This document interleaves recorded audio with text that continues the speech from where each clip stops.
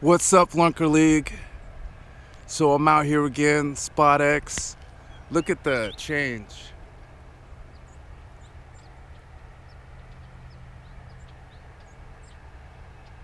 So as we've been following it throughout the year, where last year this time there was absolutely no vegetation at all, to the point where it got really vegetated, fluffy, beautiful green. We were able to get some punching in when it was warmer, to now where it is extremely cold and we got to try some different things. So what I'm going to be going with now is a spinnerbait. This spinnerbait has a large willow leaf, silver, and then a gold small Colorado blade. Provides a little bit more thump than what I was running in the previous videos the past couple of weeks, where I had two thin willows. So this ought to give me more thump. It moves a little bit slower and stays in the strike zone longer. So let's see what we can do out here. Let's go.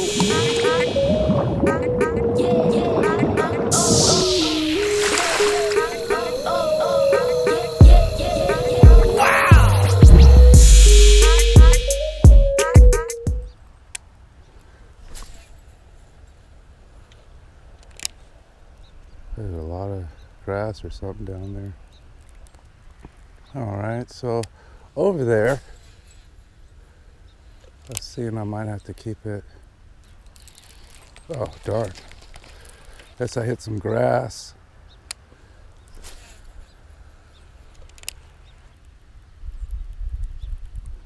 So there's some grass right there you got to work through. So I'm gonna have to go at the rod tip high approach. Keep it from pulling into this grass. If I can keep it just above the grass, I should be able to come away with something. So still some pretty nasty water.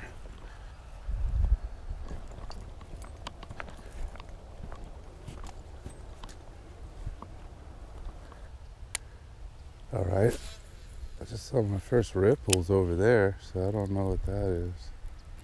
Those ripples were the first I had seen anywhere, so that's good. So let's see.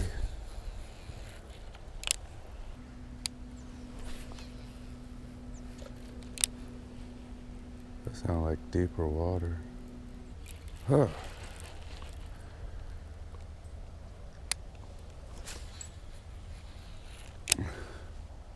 So no. Nope, nope, nope.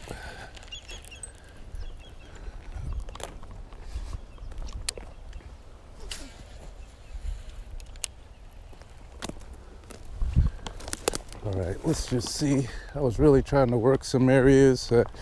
Just do some casting.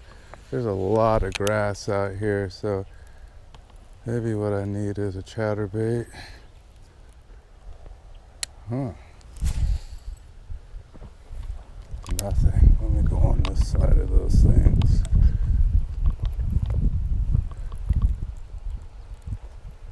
Oops, thought I did. There we go. There we go. It was a little one that blanked it right at the end there. But no skunk.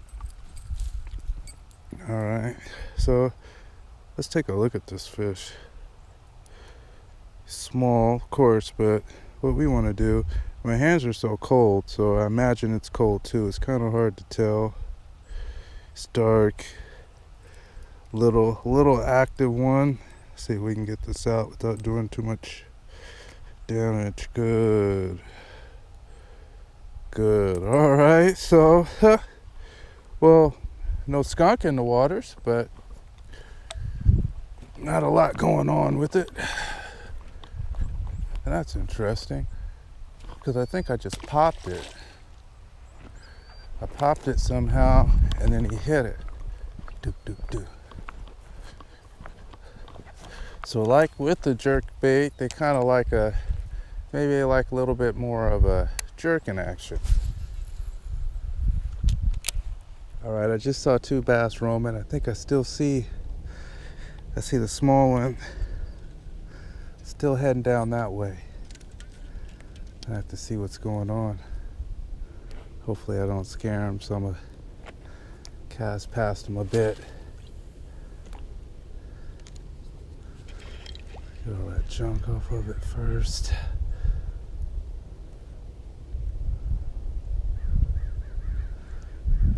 So there's bass roaming. Hopefully we can keep the bait presentable long enough to have them like it. So it wasn't a lot, but they were roaming that way. So,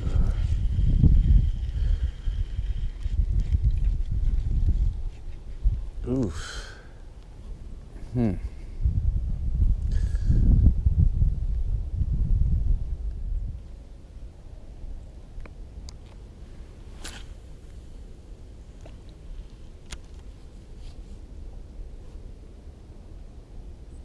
Oh, I just heard some fish activity.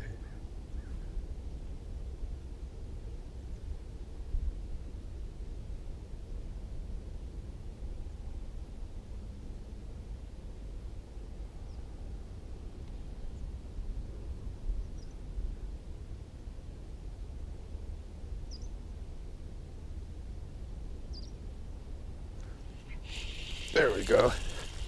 There we go.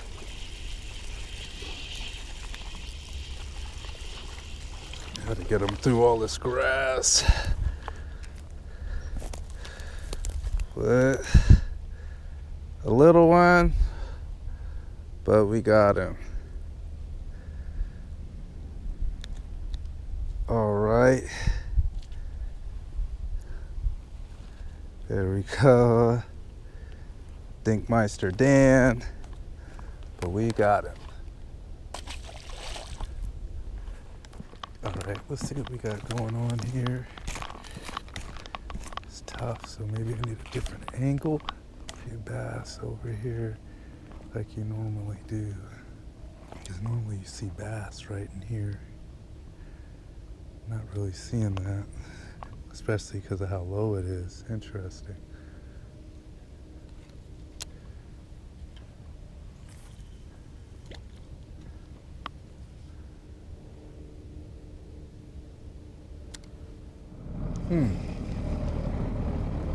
Super low.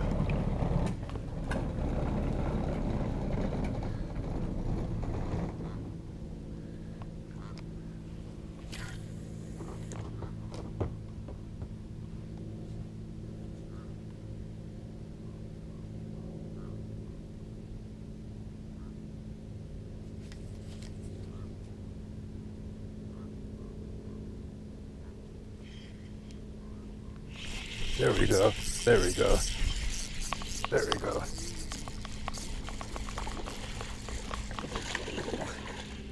There we go.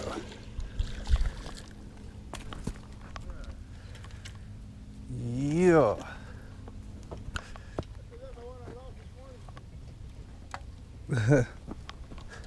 There we go. There we go, folks. Third one of the day.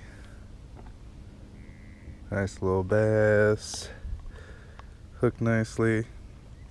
I figured they'd have to be out just a wee bit deeper because where I'm standing right now is normally where there's water. So, got him taken care of.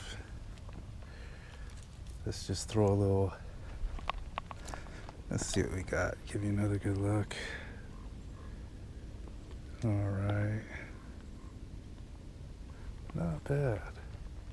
All right, let's go ahead and get it back.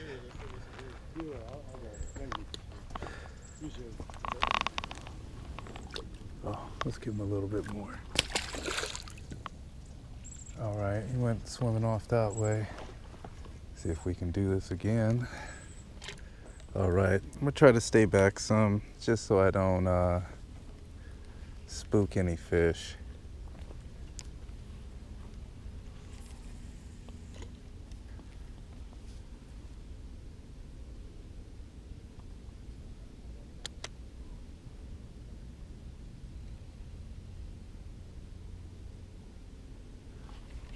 There we go.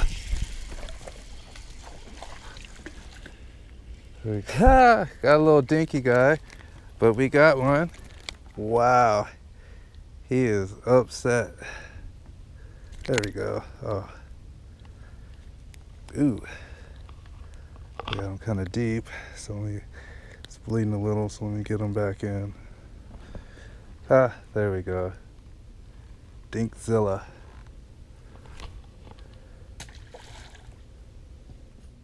What's up, Lunker League? Yes, so right off the bat, I appreciate all of you that stick around for the second half where I go over how I caught those fish. You know, I know a lot of people are just into the action. They want to see what you're using, what you throw out there, and where's your spot at. The thing is, when you're fishing for largemouth bass, you have to fish conditions. That's why I do go to a lot of the same areas over and over again. Now, I've heard before that can get boring to a lot of people, and I can definitely understand why. As a YouTube creator, I am also an avid YouTube watcher of fishing videos. Trust me, I watch all the ones you guys watch. So I do know what you're talking about. If I was living in the South, and I love those guys, so this is not disrespect, but their variance in temperature is tight, whereas the swing in Florida is, you get down to 65. When you're in Central Florida, if you're up in the Tallahassee area, like fishing with Norm, then you experience down into the 30s below freezing. So huge swings in Florida, but in those central areas, there's a band where it's really cold.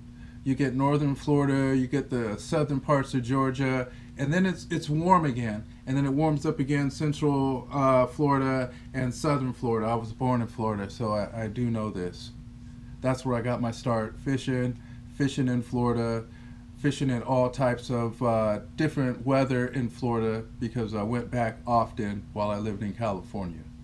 So a lot of experience with their weather, because I absolutely loved it, and the fish were always biting. So yeah, you go to the same spot, catch fish the same way, boring.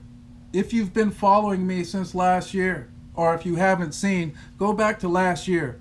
Look at the same places I'm fishing and look at their conditions. Completely different. So what we're facing today, we had recent rains coming up. So what I found out here is they manually control these waterways. So one, it's cold. It was overcast, which is a plus. Cold is not a plus for largemouth bass. The wind was low.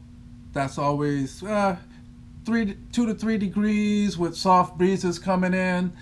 That's enough for you to be able to switch up baits, give them a good change, go from slow baits to moving baits, and give them a variety. So everything looked good. But then when I got out there, because the rains we had coming up, all the levels on my fisheries were dropped, and that's detrimental, especially spot X.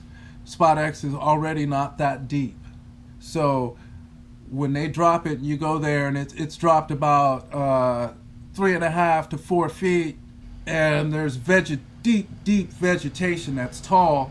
Now, when I was throwing my baits out there, I had about, let's say, anywhere in certain areas, a foot to 4 inches under the surface. Other than that, I was getting snagged in grass, no matter what I was using.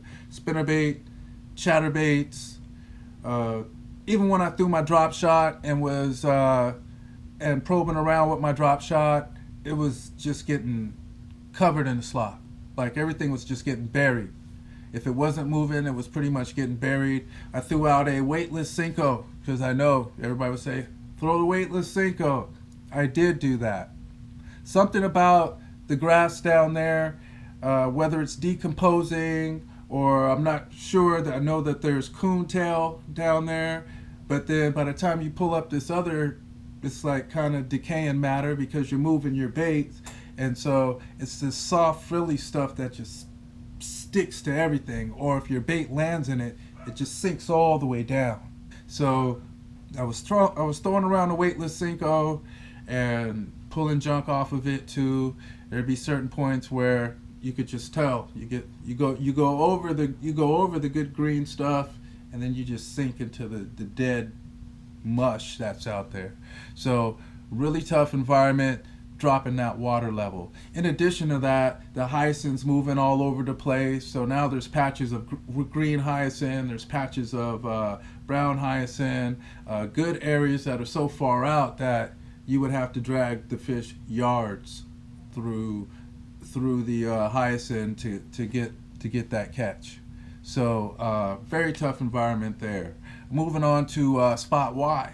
Got there, water level dropped completely. It dropped so much to the point that the grass is laying over and there's channels. So that water is crystal clear. It is at most like 2.5 feet in some areas. On the far side over there, I believe it's probably a little bit deeper. I think that's where the deepest channel is, on that far side in spot Y. So from there, I could see probably about, at this point, 3.5, 4 feet over there. Good enough channel. I did experience, I think, a bite or two, but just didn't work out for me. I managed to get one out there on the drop shot. Couldn't really pull anything through there, moving. Even tried a frog because there was so much surface stuff now since they had dropped that level. What I did see out there, I saw some nice bass. Spooked, I guess because it's clear and shallow water. So when your bait hits the water, even 3 feet from them, they're out. So very, very skittish conditions out there as well. So from there, I moved on to Los Banos Creek Reservoir. The water was pulled deep down too. So you can see where I'm standing. You can see how it's freshly dark soil right there, compacted. So that's where the shoreline was. So I'm standing deep in it. It's colder, and so those fish have to pull off. It's so shallow that you can see areas I hadn't seen before. So excellent research for me on that. But you saw the fish that I caught. I threw that drop shot way out there, gave it plenty of line to make sure it did not pendulum back, because those fish had to pull off. And once they pull off, you see those, you see all the cover sticking up there. Those are actual trees, because it's a reservoir and it has a dam. So they manually pull those levels down. But what those are is trees. So there's a quick, deep drop off there. Generally, when the water's up, the fish rise up because that water is a lot thicker where they're normally sitting, giving them about, I'd say, anywhere from 8 to 12 feet. But once it got cold, then on the other side of that tree line, at times, the larger ones, I would definitely say. I would say right now what I was catching in many cases today were those outliers in the school. Generally in the school, you got some little ones on the outside that are hungry, but I wasn't hitting the heart of those schools. I think they were deeper. In spot Y, those larger ones were spooked. And then at spot X, I just don't feel like I was getting to them. I think all my lures were kind of just getting jammed up, and I couldn't get down to those really good fish. And I did Texas rig, lightweight punching, 3/8 ounce, because you could feel it going in there into the bottom. Really didn't get much results from that either. So with those water levels down, it took some moving around, throwing in different angles, trying different spots, and then I ended up for 2 fish from there. So incredible experience. That's why you got to stay on your fisheries. That's why you don't want to get bored, because like I was saying, you fish conditions for bass. So you show up at the same spot where you've always been. Like with spot X, you might not even be able to fish that spot that you were casting to the other day. You've got to fish a completely different way, and that's where we learn the most. That's where I hope I'm giving you guys the most information. So if you're here this long, I definitely appreciate you. remember, I'm gonna have some good stuff coming up. I want you guys to have some great holidays. I'll probably back my video off. Normally I go on Wednesday, probably be on Thursday, or after, if my days are mixed up, the 26th, not the 25th, because nobody's gonna have time for largemouth luncheon on that day. I hope you'll be enjoying your family and friends. So, happy holidays, and stay tuned for the next one.